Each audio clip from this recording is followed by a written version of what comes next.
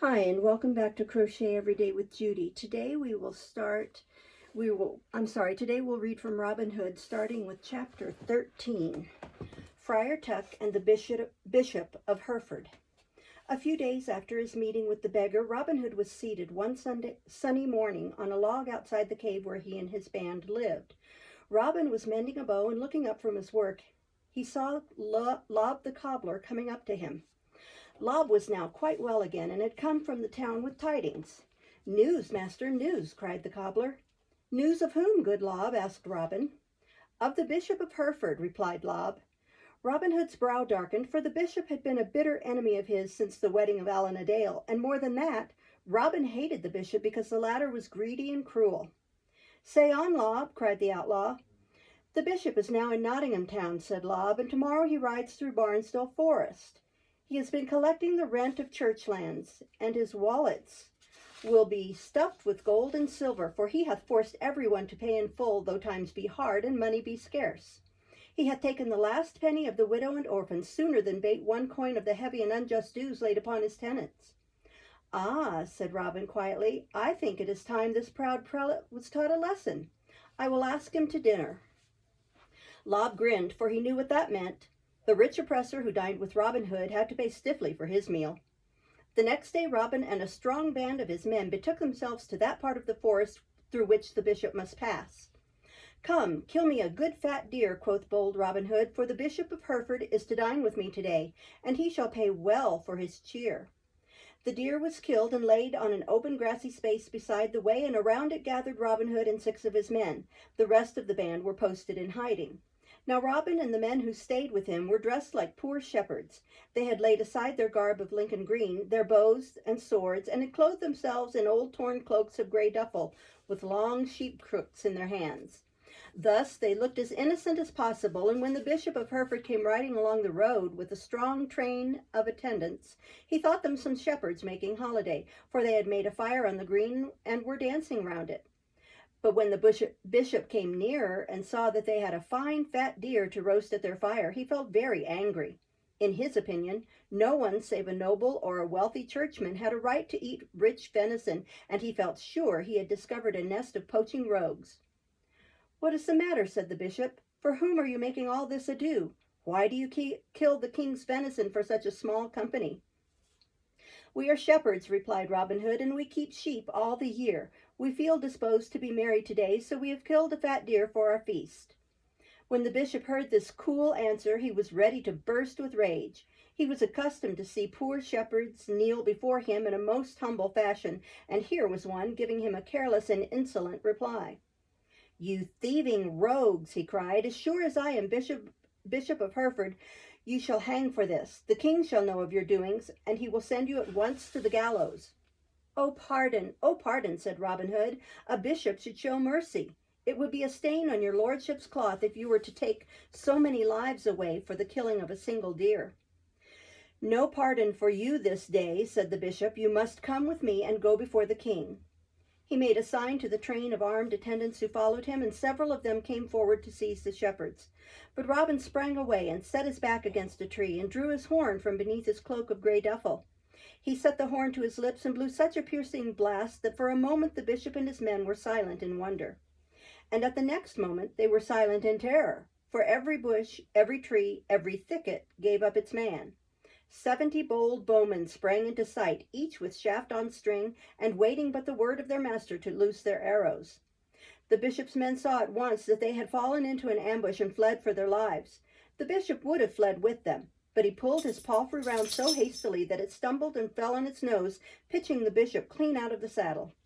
Little John picked up the churchman, who was more frightened than hurt, and now found that he was in the power of the men whom he had intended to see hanged. "This is the Bishop of Hereford," laughed Robin to Little John, "and no pardon shall we have from him. Luckily, we do not need it now." "Cut off his head, master," growled Little John. Upon hearing this, the bishop was dreadfully frightened, and his fat face went as white as paper. It was now his turn to beg for mercy. "Pardon, pardon," cried the bishop. "If I had known that it was you, I'd have gone another way." "I dare say you would," replied Robin, "but no pardon do I owe you. You must come with me and go to the forest." So willy-nilly the bishop had to go with Robin Hood, and they went by glade and forest path until they reached a secret nook among the woods where the outlaws had made a camp. A great fire was already burning there, and 2 or 3 men were busy cooking while Friar Tuck overlooked them and gave directions. When the bishop saw Friar Tuck, he thought that he would surely find a friend and a fellow churchman, and he spoke to him and called him brother. But Tuck took no notice. He only spoke in a louder voice to the cooks, and rated one of them who was allowing a pan full of venison collops to burn, so the bishop had to turn away. Before long the meal was ready, and so delicious did the venison smell that the bishop's mouth watered. He had made a long ride that morning, and the forest air was keen. Friar Tuck said grace, and they all fell to, and the bishop cleared his dish as promptly as any hungry outlaw of the company. He had a tankard at his elbow, and first it was filled with brown ale, and then with red wine, and the bishop ate and drank as if he would never stop. At last he could eat and drink no more, and the day was waning. "I must be going," said the bishop. "Call in a reckoning. What have I to pay for this good dinner?" "Ah, yes," said Robin, "your lordship speaks well and truly. After a guest has eaten and drunken, he does well to call for the bill. But who shall count the reckoning, my lord bishop?" The bishop looked round and thought for a moment. "I will choose this worthy friar to do so," said the fat bishop, pursing his mouth in a very important manner. "I am certain that a good son of the church will do right by me and by you, Robin Hood." The bishop thought to save his purse by these flattering allusions to Friar Tuck, but he did not know the jovial priest. Tuck's face was hidden for the moment behind a great leather blackjack from which he was drinking ale, and when it came to view his little merry eyes were twinkling. "Is it even so?" said the friar in his deepest voice. "Am I then to say what payment the bishop shall make for this good cheer?" "Yes, good Tuck," said Robin, "the bishop has chosen well. I will abide by your decision." "Then," said the friar, "his lordship shall empty his purse." "That will I gladly do," cried the bishop, and whipped out his purse from the bag which hung at his girdle. "Here it is. 11 silver pennies are in it, and I will give them all." "Let me finish," cried Tuck, interrupting the bishop in turn. "His lordship shall empty his purse, and also that large wallet of leather fastened at the saddle bow of his palfrey." "No, no," screamed the bishop, "let that be. Touch not that, I pray you. It is not money that profane hands should meddle with. It belongs to the church and consists of the poor dues owing to her by tenants of her lands." "Poor dues!" cried Robin Hood. "Say poor tenants, rather, my lord bishop, for much of this money hath been wrung from the needy, as I am well advised. Little John, let us see what wealth the bishop carries." Up rose the giant and seized the bishop's own cloak and spread it on the turf. Then away he went and fetched the big leathern wallet, so carefully and tightly strapped at the bishop's saddle bow. All eyes were fixed on the heavy bag, and a general murmur arose when Little John opened the mouth of it and poured a great stream of pieces of gold onto the cloak. "Here's money enough, master," said Little John, "and a comely sight is it to see." "How much is there?" asked Robin. £300, replied Little John. "We will take it," said Robin Hood. "First, we will give back to the poorest tenants the money they have paid. The rest we will keep in memory of the pleasant dinner at which my lord of Hereford has joined us." The bishop's face was black with rage at this free disposal of the money he loved so much, and he broke into a storm of angry words, but Robin only laughed. "A man ought to be in a better temper than that after a good dinner," said the chief outlaw. "This is a time for music and dance, not for evil words and bitter speeches. Strike up a merry tune, Allan a Dale, and my lord of Hereford shall dance to it."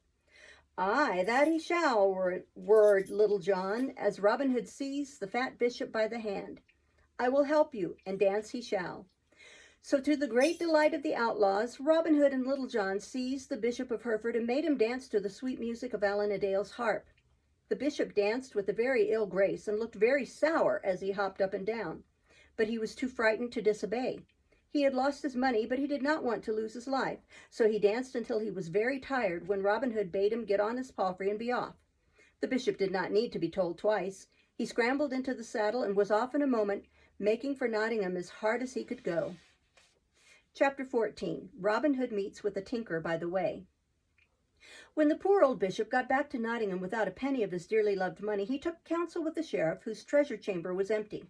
Both were filled with the most furious rage against Robin Hood, and issued a proclamation that a warrant would be given in the name of the king to any man who would go against the famous outlaw to seize him, and that a reward of £100 would be paid for the capture of Robin Hood. Now when this proclamation was made at the market cross, The crowd of townsmen who heard it looked at each other and smiled. They knew how easy it was to offer 100 pounds for Robin Hood, and how hard it would be to earn the money, and not one of them came forward to offer to take up the quest. But on the outskirts of the crowd stood one who was not a townsman. This was a short, thick, sturdy fellow with a very dirty face and a turned-up nose. On his back was a leathern bag of tools hanging from the handle of a large hammer which he carried on his shoulder and held with his left hand. In his right hand was a long, stout crabtree staff upon which he leaned as he listened with the deepest interest to the proclamation. He was a wandering tinker, and his name was John Sly. 100 pounds, thought Sly to himself. Why, 'tis a noble sum of money, and all for seizing some outlaw rogue in the forest near at hand. I might mend pots and pans all my life and never see so much money. Faith, I'll have a try at that. He tapped a man nearby on the shoulder. Is it difficult, friend, to come at the places Robin Hood haunts? Asked Sly. Nothing easier, said the townsman with a grin, but when you're there, then 'tis likely your troubles will begin. Sly the tinker nodded loftily, for the day was hot, and his last silver penny had gone in ale to quench his thirst. I'll warrant you he will not slip through my fingers so easily, said the tinker, and went forthwith to obtain the warrant which should give him authority to arrest the notorious outlaw, Robin Hood.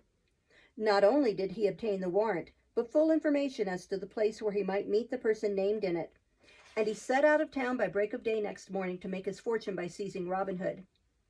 I'll show these north country thickheads a trick or two, said Sly the tinker, twirling his great quarterstaff round his head. They have no idea of the cunning and wit of south country people. I'm a Banbury man, and we don't breed dullards in Oxfordshire. By the time he had been walking for a couple of hours, the day was hot, and he sat down under a great oak at a turning of the way to mop his forehead and to glance over the warrant, the possession of which made him very proud. He had returned the paper to his wallet and was about to go on his road when he saw a tall man in a suit of scarlet cloth, a sword at his side, walking gently towards him. Good, said Sly to himself. Here comes a fellow who looks like a respectable yeoman. I'll warrant he can put me on the right track for finding the haunt of this rogue of an outlaw. So Sly went at once towards the yeoman in his scarlet suit. The latter had been walking with his eyes on the ground, and when he looked up and saw the tinker, with his bag of tools over his shoulder, he greeted the newcomer with a pleasant smile and a courteous wave of the hand. The seal of the day to you, said the tinker, and I'll go bail you're a native of these parts. True, I live near at hand, said the polite stranger. And where do you live?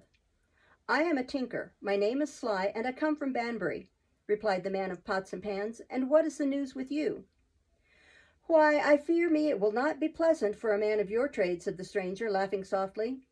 It is that 2 tinkers were set yesterday in the stocks for drinking too freely of ale and beer. Marry, come up, growled Sly, who was rather a short-tempered fellow. Practice none of your jokes upon me, friend, or you may have reason to know that I carry a heavy stick. You asked for the news, returned the stranger mildly, and I obliged you. But come, you are a man who goes from town to town and village to village. You have the news of half a shire at your finger ends. What have you to tell? My news, cried Sly, is that there is 100 pounds of good money to be had for the picking up. Say you so, replied the stranger. How may that be? Why, in these woods there is a bold outlaw they call Robin Hood, and I have a warrant to seize him. And as sure as I can get my hands on him and drag him to Nottingham, there is 100 pounds reward to clink in my pocket. Now, if you'll help me in this matter, I'll give you a good share of the reward. The stranger scratched his forehead and seemed to be in deep thought for a time. 'Tis a fine sum of money, said he at last, and I believe I could show you where he is to be found. Good, good, chuckled Sly the tinker. Let us go together, for I have a warrant from the king to take this outlaw wherever I find him. Point him out to me, and I'll make a rich man of you. Let me see the warrant, said the friendly stranger. If it is all right, I will do the best I can to bring about a meeting between you and him. But Sly only grinned and winked the other eye. No, no, he said, I'll not show my warrant to anyone. I'll trust no one with it.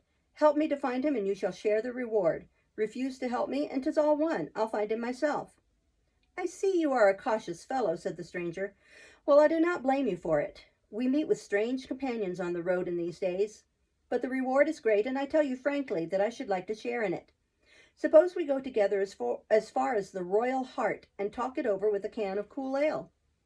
With all my heart, cried the tinker, licking his lips at the idea of a tankard of ale, and hastening to follow the stranger along the way. They went a mile or more and came to an inn and met the landlord at the door. The landlord was very respectful to the stranger and bustled off at once to fetch a great jug of ale and a flagon of Canary wine.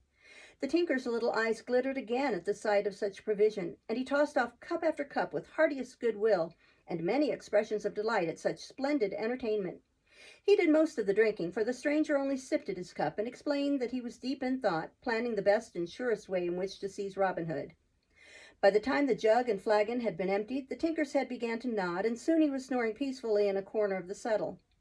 The stranger smiled and opened Sly's wallet. From this he took out the warrant and read it with a broader smile still upon his face. When he had read the paper, he slipped it into his pocket. Then he rose and marched softly from the place. 10 minutes later, the landlord came into the room. The host started when he saw that the man in scarlet had gone, leaving the dirty and rather ragged tinker all alone, and began to feel uneasy about his bill.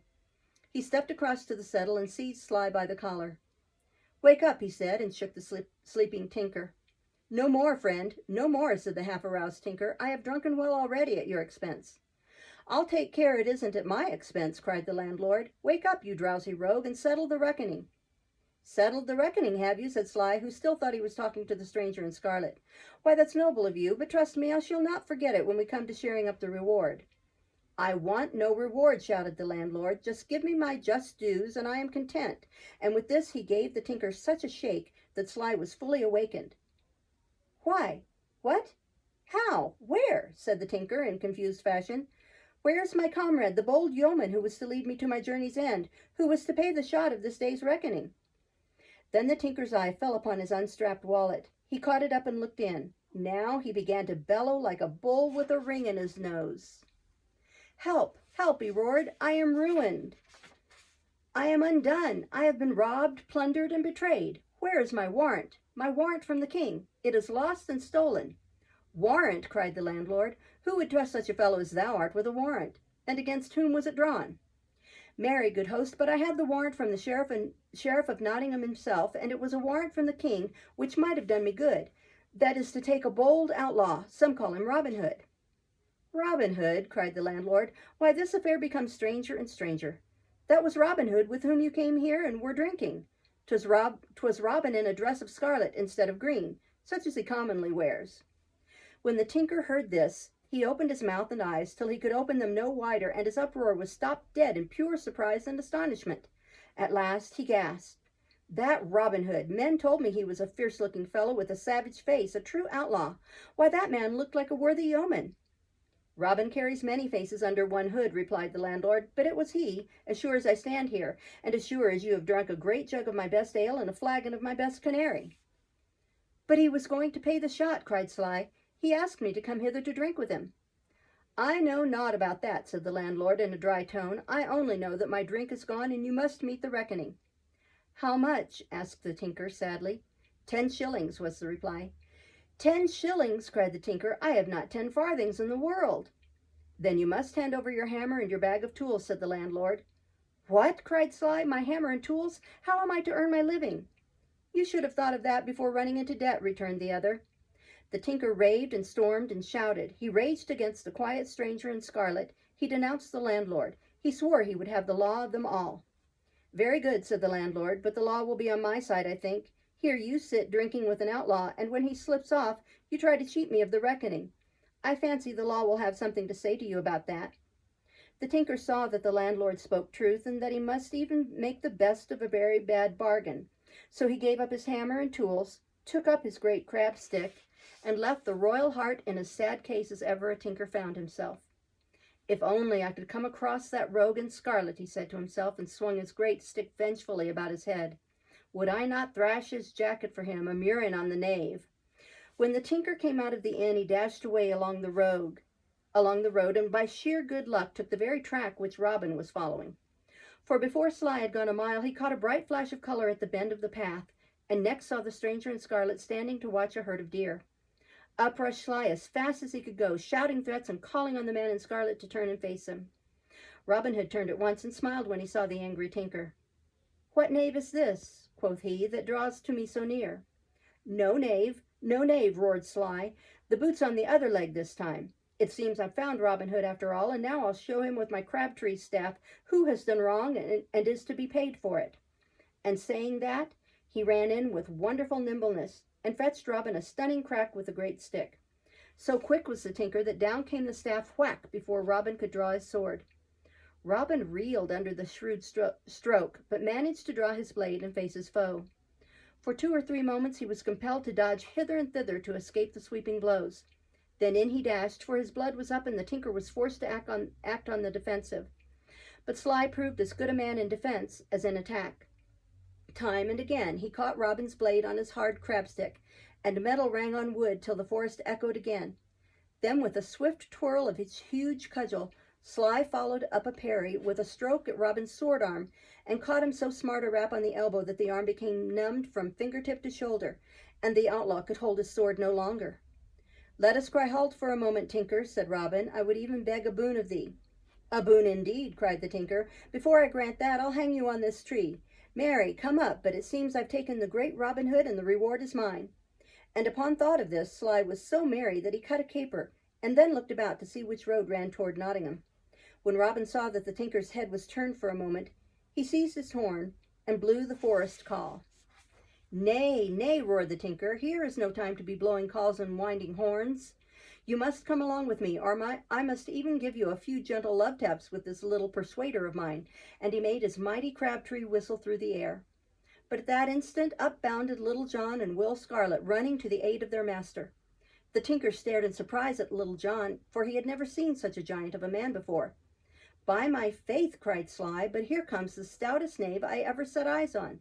But if ye think that I will fly, ye know not Jack Sly." And he set his back against an oak and placed himself in guard, his quarterstaff held in readiness, either to strike or to parry. Robin Hood sat down on a bank, for he was too stiff to stand, so sharply had the tinker's staff played tattoo on him. "What is wrong, master?" cried Little John, "and why do you sit so wearily beside the highway?" "By Our Lady," said Robin Hood, "here is a tinker that stands by that hath paid well my hide." "Say you so, master?" cried Little John. "Then I would fain try a turn with him. We'll see if he can do as much for me." The huge outlaw sprang forward and swung up his heavy staff, and the tinker faced him as boldly as possible. But before the sticks clashed together, Robin Hood called upon his lieutenant to hold. "I do not blame the man," said the leader. "He had good reason to pay me a few knocks. I had marred his fortune by taking the warrant for my arrest, by which he set much store. But if I have spoiled his fortune one way, I will make it in another. Tinker, how dost thou fare on the road?" So, master," replied Sly, "sometimes a few jobs and a supper, sometimes a day's march without a penny taken. Then if a pot of ale should come my way, I am like to find myself fast in the stocks." "Not a very gay life," laughed Robin. "A dog's life, master," replied the tinker. "A dog's life." "Change it then for ours in the merry greenwood," cried the outlaw. "By day we hunt the deer, at night we feast high on venison around our blazing fire, and wash down the feast with nut brown ale. Come join us." "Aye, master, that I will," cried the tinker. "Such a life will fit me like hand and glove. I am with you to live or to die," and Robin and he clasped hands upon the bargain. So John Sly the tinker turned from hunting Robin Hood to become Robin's sworn man, and he made as staunch a servant as he had been stout as an enemy. And the old ballad, which tells us how Robin won this recruit, ends with Robin Hood's commendation of his new henchman. "In manhood he is a mettled man, and a mettle man by trade. Never thought I that any man should have made me so afraid. And if he will be one of us, we will all take one fare, and whatsoever we do get, he shall have his full share." So the tinker was content with them to go along, and with them a part to take, and so I end my song. We will stop there for today and start tomorrow with chapter 15. Thank you. Bye-bye.